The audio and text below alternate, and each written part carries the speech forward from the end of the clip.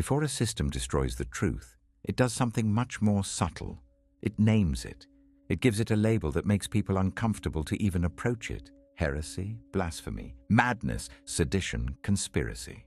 Once the label sticks, the work is mostly done, because most people are not afraid of being wrong. They are afraid of being seen as crazy, dangerous, or socially radioactive. So the moment a dangerous idea receives the right label, the public stops asking the only question that matters. Is it true? Instead, they start asking a much safer question. Do I want to be associated with someone who believes this? And just like that, the idea dies. Not because it was disproven, but because it became too costly to examine. This mechanism is older than governments, older than intelligence agencies, older than nations themselves. Every civilization eventually discovers the same trick. When truth threatens the stability of the order, you don't defeat the truth with better arguments. You isolate it. You stigmatize it. You make the person carrying it look insane, dangerous, or morally corrupt. The crowd will finish the job for you because crowds do not protect truth. Crowds protect comfort. And whenever truth begins to destabilize the comfort of a society, the society looks for something or someone to blame. Someone to carry the tension. Someone to absorb the guilt. Someone to remove from the center so everyone else can feel clean again. And that is when the ritual begins. A ritual so ancient that most people no longer even recognize it. The ritual of the scapegoat. Long before conspiracy theorists, long before heretics, long before political dissidents, human societies learned that their greatest stability came from placing their sins onto a single body. One person to blame, one person to sacrifice, one person whose removal would restore peace. The community would transfer its guilt onto that person. And once the sacrifice was complete, everyone could breathe again. The problem had been solved, or at least, it felt like it had. But something very strange begins to happen when you start looking closely at this pattern across history. Because the people who are sacrificed by a society are often not its greatest criminals. They are its greatest disruptions. The ones who expose uncomfortable truths. The ones who refuse to play the roles the system assigns them. The ones who make the crowd look into a mirror it does not want to face. And once you see this pattern, you begin to realize something unsettling. The ritual has never stopped. It has simply changed costumes. Different era, different language, same mechanism. Heresy, blasphemy, madness, conspiracy. Different words, same ritual. The crowd isolates the truth-teller. The system labels him. And eventually, the crowd demands the sacrifice.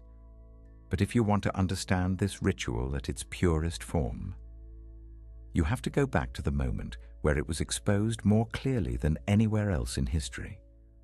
You have to go back to the moment when the system itself openly admitted what it was about to do. The moment recorded in the Gospel of John, when the religious leaders looked at Jesus and realized the truth he carried was too dangerous to allow.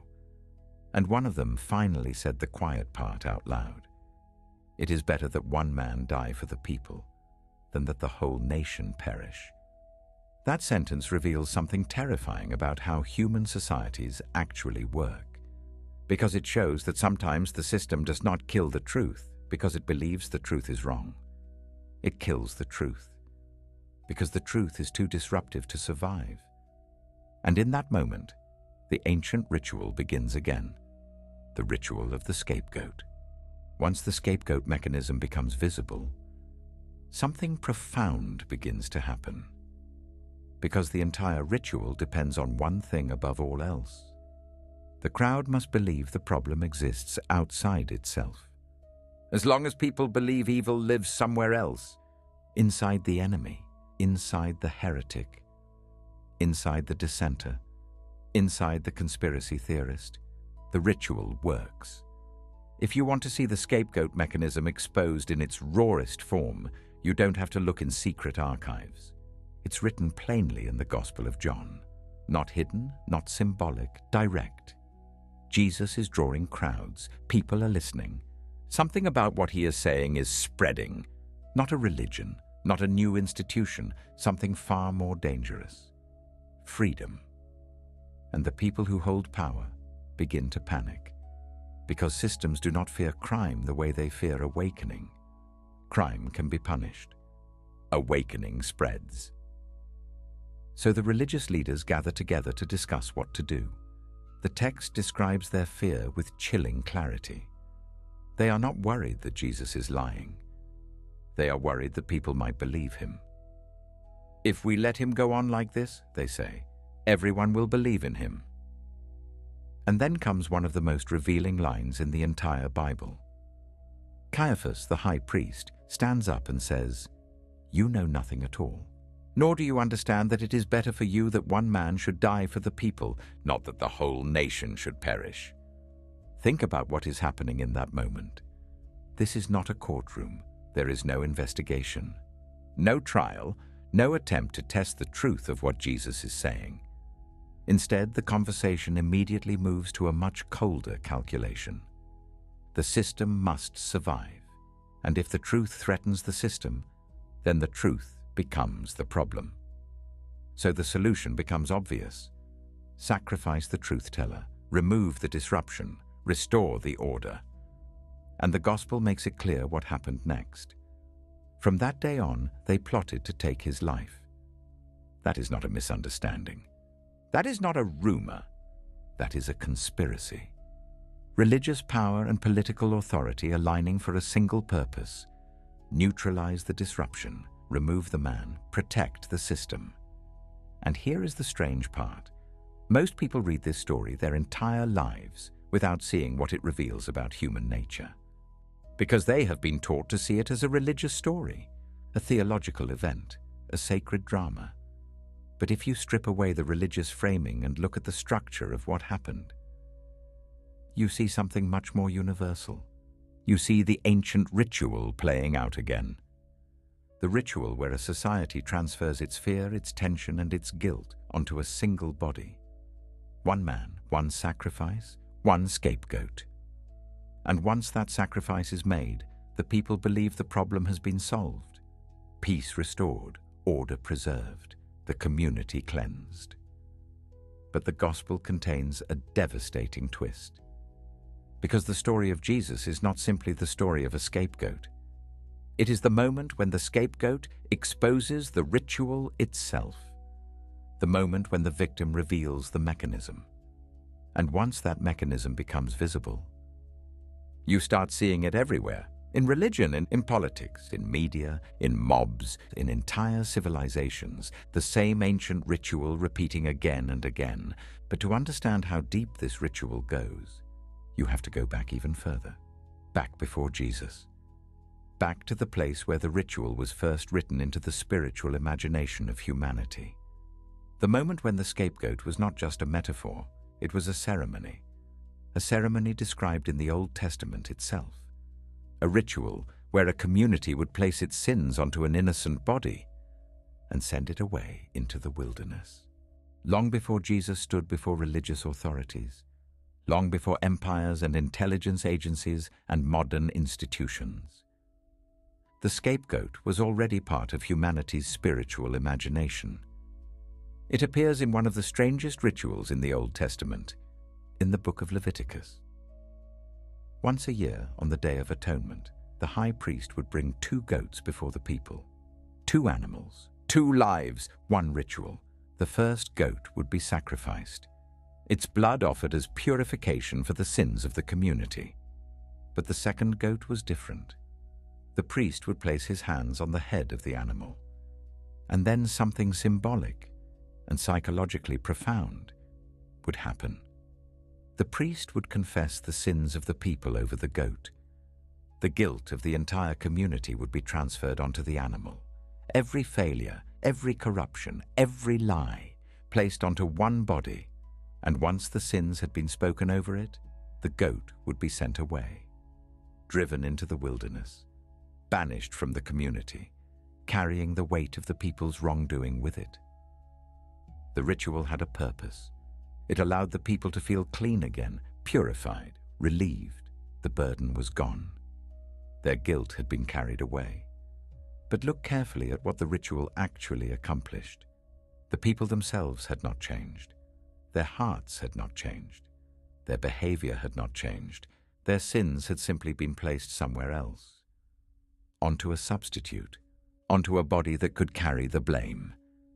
This is the psychological genius and the psychological danger of scapegoating, because it gives a community the feeling of purification without requiring the pain of self-examination. Instead of confronting their own corruption, people can transfer that corruption onto someone else. A criminal, a dissenter, a heretic, a traitor, someone whose removal will restore the illusion of innocence.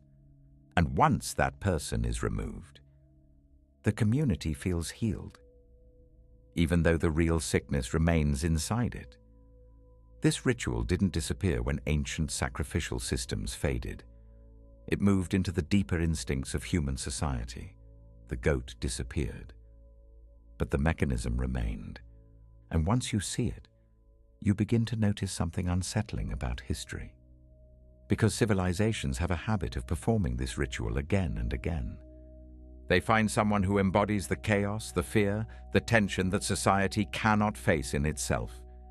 They place the blame there, they exile them, destroy them, imprison them, burn them, or simply erase them from public legitimacy. And once the sacrifice is complete, the crowd believes the problem has been solved. But the problem never disappears, because the problem was never actually located in the scapegoat. The problem was located in the crowd itself. And this is the truth that made Jesus so dangerous. Because Jesus did not participate in the scapegoat ritual. He exposed it. He told people something almost impossible for societies to accept. Stop looking for the evil outside yourself. Remove the plank from your own eye. Stop projecting your darkness onto others. Look within. But a society built on scapegoating cannot survive that message. Because if people truly began to confront their own corruption, the ritual would collapse. And with it, the illusion of innocence that holds entire civilizations together. So when Jesus exposed the ritual turned on him. And once that happened, the ancient ceremony was no longer symbolic. The scapegoat was no longer an animal. The scapegoat was a man. Once you understand the scapegoat mechanism, history starts to look different. Because the story of Jesus is not an isolated event, it is a pattern. The same ritual repeating itself in different eras, with different costumes. Whenever a voice appears that threatens the stability of the system reacts the same way. First, it questions the person, then it questions their sanity, then it questions their morality, and finally, it removes them. Sometimes violently, sometimes quietly, but always with the same justification: the order must be preserved. Look at what happened to movements like the Cathars in medieval Europe. They spoke about a direct and purified form of spiritual life that bypassed the authority structures of the church. That alone made them dangerous. Not because they commanded armies, not because they controlled governments, but because they weakened the idea that the institution was the gatekeeper of truth. And once a population begins to believe it can access truth directly, the authority of the institution begins to dissolve. So the response was decisive. The Albigensian Crusade, cities destroyed, communities eradicated, not simply to defeat a rival belief, but to eliminate the disruption entirely. Or consider Miguel de Molinos, a Christian mystic in the 17th century. Molinos spoke about inner stillness, direct union with God, a spiritual path that required no external control, no elaborate institutional mediation, no constant supervision by religious authority. To the ordinary person, this sounded like liberation. To the system, it sounded like collapse. So Molinos was arrested, condemned, and spent the rest of his life in prison. Or take Meister Eckhart, a Dominican theologian and mystic whose sermons pushed dangerously close to something radical. The idea that the divine could be encountered directly within the soul, not controlled, not rationed, not mediated through institutional permission. That kind of language makes institutions nervous. Because if people discover that truth lives inside them, then power loses its leverage. After Eckhart's death, several of his teachings were condemned, not because they were easy to refute, but because they were too destabilizing to ignore. And this pattern repeats again and again throughout history. The names change, the eras change, the accusations change, but the structure remains eerily consistent. The truth teller appears. The system feels threatened. The crowd grows uneasy. A label is applied. Heretic, blasphemer, dangerous thinker, radical, fanatic. And once the label sticks, the removal becomes inevitable. Sometimes it takes the form of imprisonment, sometimes exile, sometimes social destruction, and sometimes something even stranger, a quiet disappearance. Take someone like Thomas Merton, a Trappist monk, a spiritual writer whose work pushed readers toward direct encounter with truth rather than dependence on rigid structures. By the late 1960s, he was engaging deeply with global spirituality, questioning power, speaking about peace, connecting with figures like Martin Luther King Jr. And then in 1968, during a conference in Thailand, Merton died suddenly. Officially an accidental electrocution. But the circumstances were strange enough that questions have lingered for decades. No autopsy, conflicting reports. An event that never fully resolved itself in the historical record. And that ambiguity is itself part of the pattern. Because sometimes the system doesn't need a public execution. Sometimes uncertainty is enough. Enough to close the story. Enough to move on. Enough to ensure that whatever disruption existed slowly fades from the center of attention. And this is where the pattern becomes impossible to ignore. Across centuries, across cultures, across institutions, the same ritual repeats itself. Truth appears, the system reacts, a label is applied, the disruption is removed, the crowd returns to normal life, and the illusion of stability is restored. But eventually, the ritual evolves. Because as the modern world develops, burning heretics becomes unacceptable. Public executions become bad optics. Destroying dissent requires a more sophisticated strategy. So the ritual adapts. Instead of killing the truth teller physically, you kill them socially, you discredit them, you isolate them, you make the public afraid to even listen. And eventually, a new word emerges that performs the same ancient function. A word that signals danger, a word that shuts down curiosity before it even begins. A word that tells the crowd, do not go near this person. That word is conspiracy. By the time the modern world arrives, the old rituals begin to look primitive. Burning people at the stake feels barbaric. Public executions become politically dangerous. Killing dissenters outright creates martyrs, and martyrs are unpredictable. So the system evolves. Instead of destroying the person physically, it destroys their credibility. The new weapon is not fire. The new weapon is language. Because if you can control how an idea is labeled, you can control whether people are willing to examine it at all. You don't have to prove the person wrong. You just have to make the public uncomfortable being associated with them. Once that happens, the crowd will do the rest. And eventually a phrase emerges that performs this function perfectly. A phrase that signals danger without requiring evidence. A phrase that immediately changes how people process information. Conspiracy theorist. Now here is the important point. The phrase itself is not the issue. Conspiracies exist. They always have. Human beings plan things in secret. Governments do, corporations do, criminal organizations do. History is filled with conspiracies that later turned out to be real. The issue is not the existence of conspiracies.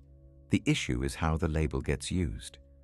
Because once the phrase becomes socially radioactive, the conversation changes. The public stops asking, is this claim accurate? Instead they ask, is this person crazy? And that shift is incredibly powerful. It turns the pursuit of truth into a social risk. You don't even have to censor the information, you just make people afraid to look at it. In the late 1960s, this mechanism became visible in a very specific context. After the assassination of President John F. Kennedy, critics began questioning the conclusions of the official investigation. Some of those criticisms were weak, some were speculative, but some raised serious questions. Questions about evidence, questions about inconsistencies, questions about whether the full story had been told. And within government circles, there was concern that these questions were gaining traction. So intelligence officials circulated guidance on how to respond, not simply by debating the evidence, but by discrediting the critics themselves, encouraging media and public figures to portray these critics as irrational, as politically motivated, as unreliable. In other words, attach the label. Once the label sticks, the argument no longer needs to be addressed. And that is where the ancient scapegoat ritual quietly transforms into something modern. The sacrifice no longer requires a body, it only requires a reputation. The truth teller doesn't have to be burned, they just have to be marked. Once marked, they become socially contagious. People avoid them, distance themselves, pretend they never listened. And the system restores its stability without ever having to resolve the uncomfortable questions. This is the genius of modern power.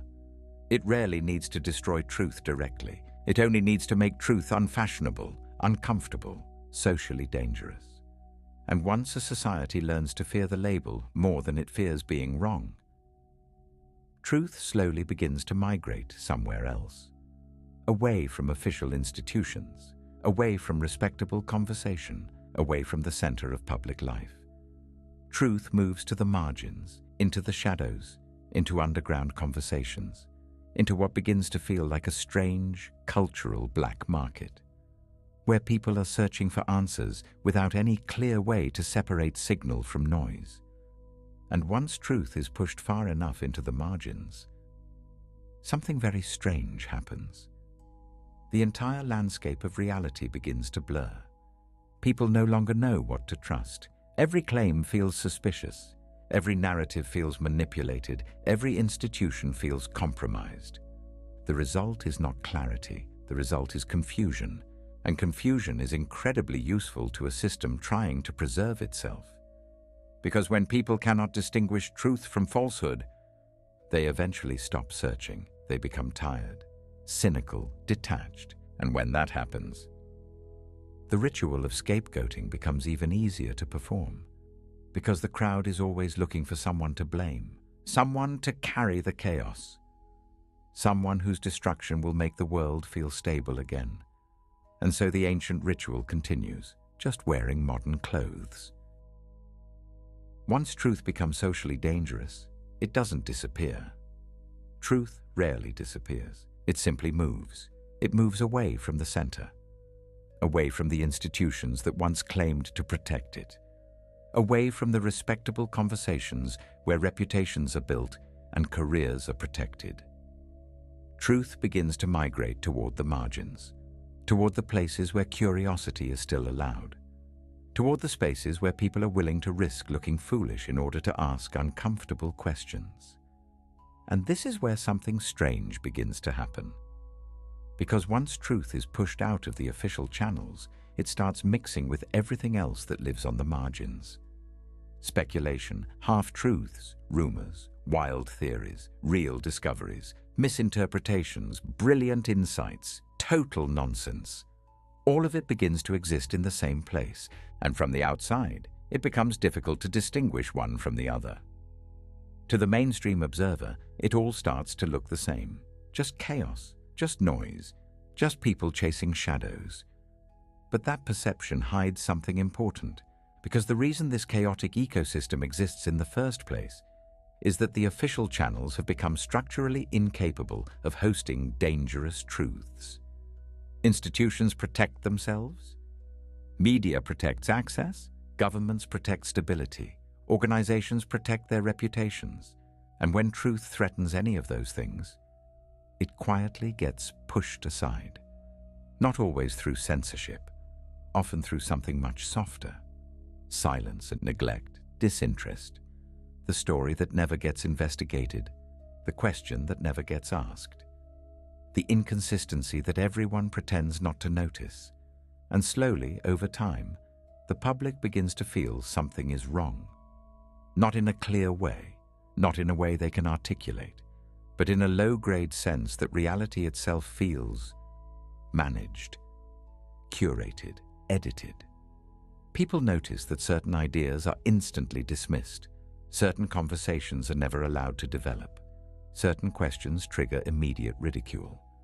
And so the search for truth moves somewhere else, into obscure corners of the internet, into private conversations, into communities that operate outside the boundaries of respectable discourse. And that is where conspiracy culture begins to grow.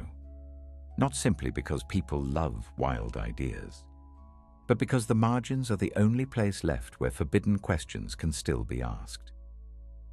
Of course, once this happens, another problem emerges.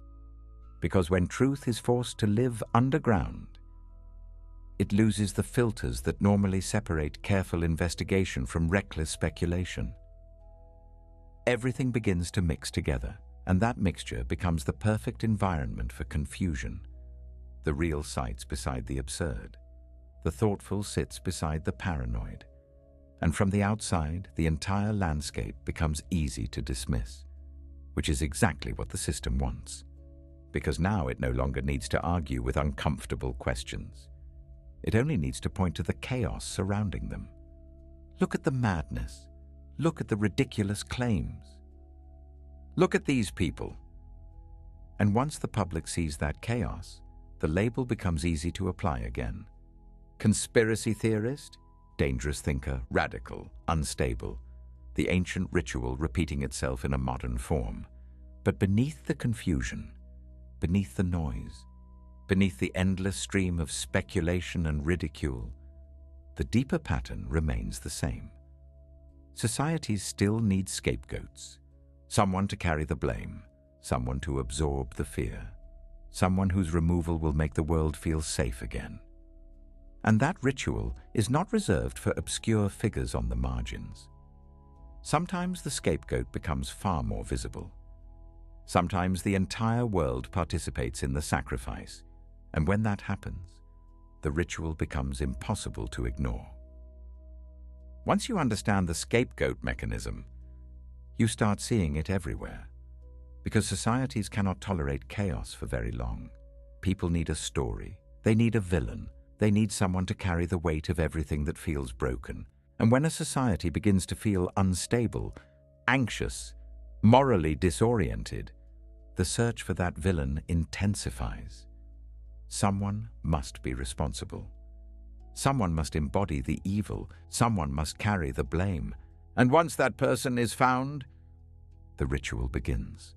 The accusations gather, the outrage spreads, the entire moral weight of society begins to move toward a single figure.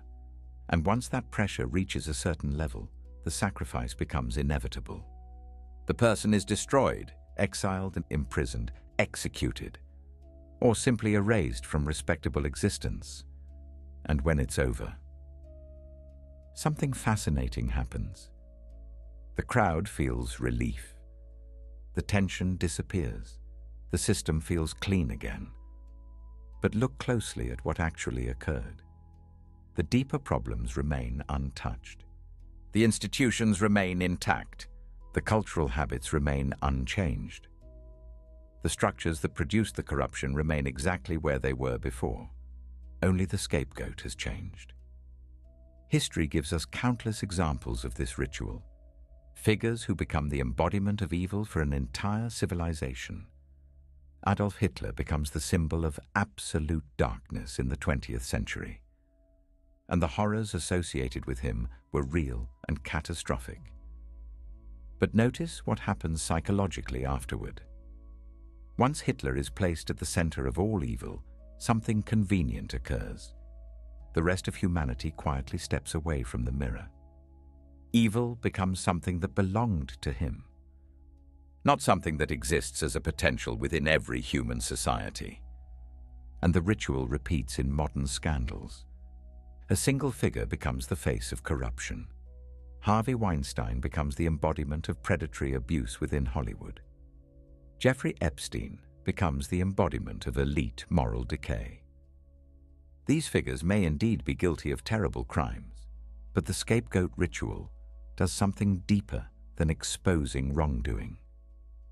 It gives society a way to isolate the problem inside a single body, destroy the person, condemn the monster.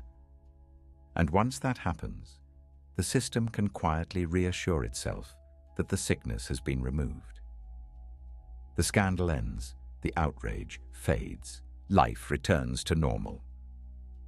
But the deeper networks, the cultural incentives, the silent participants, often remain exactly where they were before.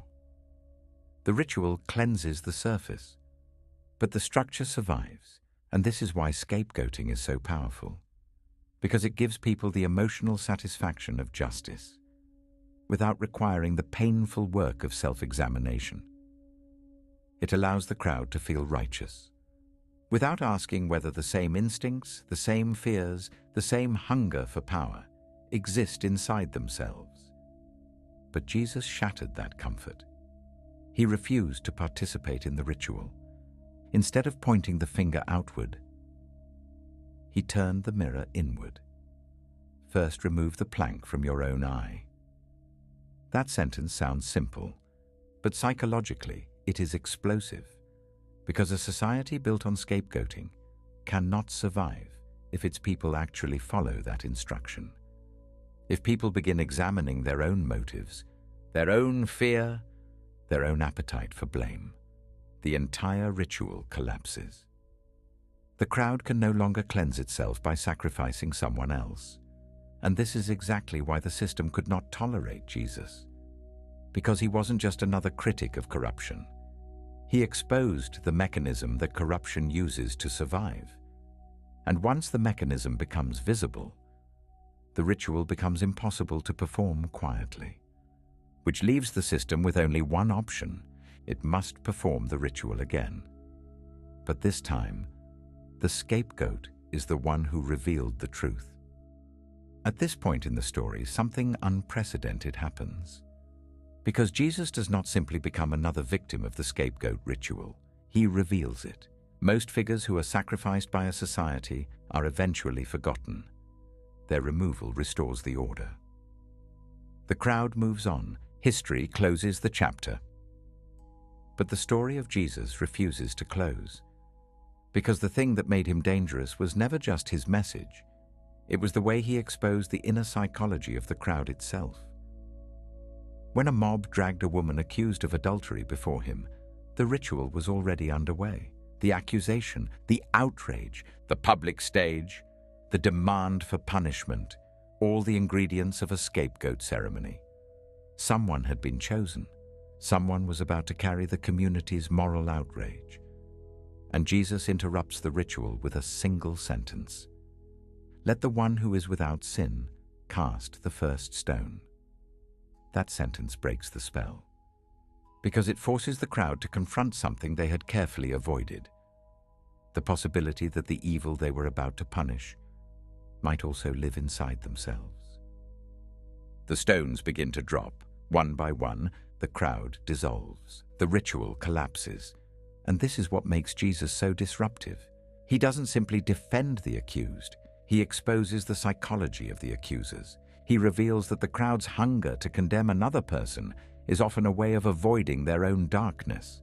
And once that mechanism becomes visible, the scapegoat ritual becomes much harder to perform. Because the moment someone says, "Look at yourself first," the emotional engine of the mob begins to stall. But a society built on scapegoating cannot tolerate that kind of interruption forever. Because if people begin turning inward instead of outward, the system loses one of its most powerful stabilizing tools. Blame, projection, moral cleansing through punishment. And eventually, the crowd regains its momentum. The ritual resumes. But this time, the target is different. This time, the scapegoat is the one who revealed the ritual itself. Jesus. The accusations come first. Blasphemy, dangerous influence, threat to the religious order, threat to political stability. The crowd becomes uneasy. The authorities become nervous. The labels multiply. And finally, the calculation is made. The same calculation that has appeared throughout human history. It is better for one man to die than for the entire system to be destabilized. So the ritual moves forward. The arrest, the humiliation, the trial that was never really a trial. The public execution designed to restore order. But something strange happens when the ritual reaches its final stage, because the story of Jesus refuses to behave the way scapegoat stories normally do. The crowd expected closure. They expected relief. They expected the tension to disappear once the sacrifice was complete. But the opposite happens. Instead of disappearing into history, the sacrifice exposes the entire mechanism. The scapegoat becomes visible. The ritual becomes visible. The psychology of the crowd becomes visible. And once that happens, the ancient system of blame begins to lose its power. Because the moment people understand how scapegoating works, they begin to recognize it everywhere, in mobs, in politics, in media, in social movements, in entire civilizations, searching for someone to blame. And suddenly the story of Jesus stops looking like a religious myth. It begins to look like something much more unsettling. A mirror held up to human nature itself. A mirror showing how easily people transfer their guilt, their fear, and their anger onto someone else in order to feel clean again. And once you see that mirror, it becomes impossible to unsee it, which means the ritual that once stabilized societies starts to lose its magic. And when the ritual loses its magic, the system begins to panic, because the system has always relied on one thing above all else: a crowd that does not understand its own darkness. But once the crowd begins to understand, everything changes. Once the scapegoat mechanism becomes visible, something profound begins to happen. Because the entire ritual depends on one thing above all else. The crowd must believe the problem exists outside itself.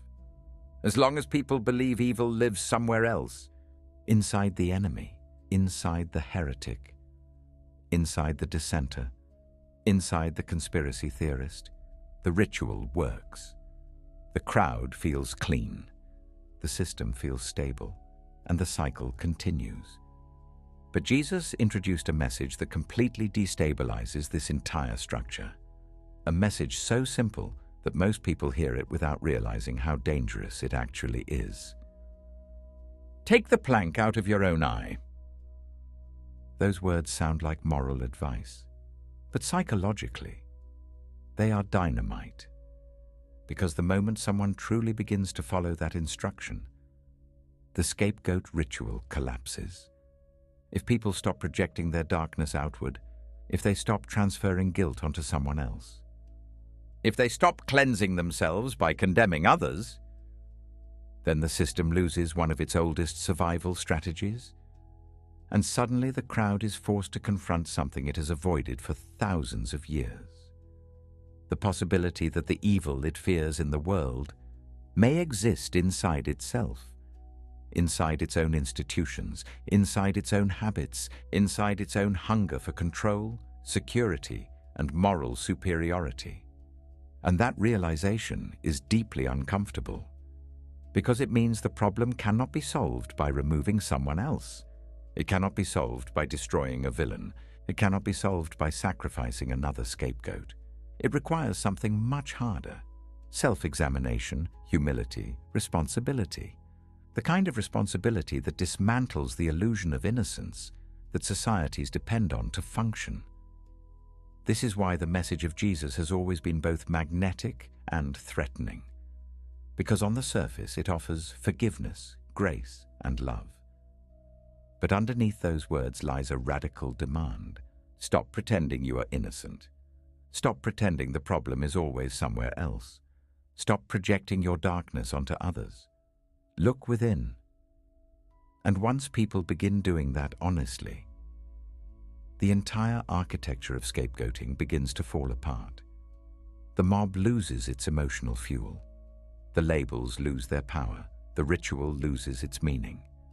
And the system that once depended on sacrificing others in order to preserve itself begins to face a terrifying possibility. A world where truth cannot be silenced by labeling it. A world where guilt cannot be transferred onto another body. A world where people refuse to participate in the ancient ritual of blame. That world is frightening to systems built on illusion, because illusions require constant protection, constant distraction, constant scapegoats. But truth requires none of those things. Truth simply waits, and when people become brave enough to face it, the ritual ends, the masks fall away, and the system that once seemed permanent suddenly begins to look fragile. Because the moment a society stops sacrificing scapegoats, it is finally forced to confront the one place it has always avoided looking: itself. This has been the End of the World broadcast. Welcome to the end of the world.